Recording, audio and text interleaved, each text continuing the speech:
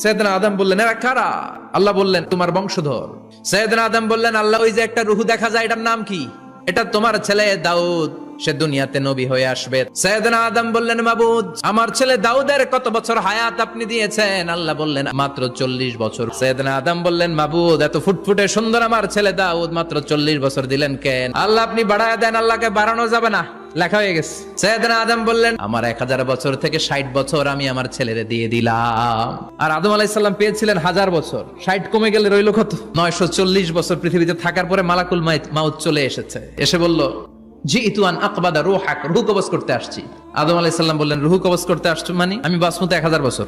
মালাকুল মাউত বললেন না না, ওই যে আগের কথা স্মরণ করেন আপনি 60 বছর দিয়া দিয়েছিলেন। কয় না আমি দেই নাই।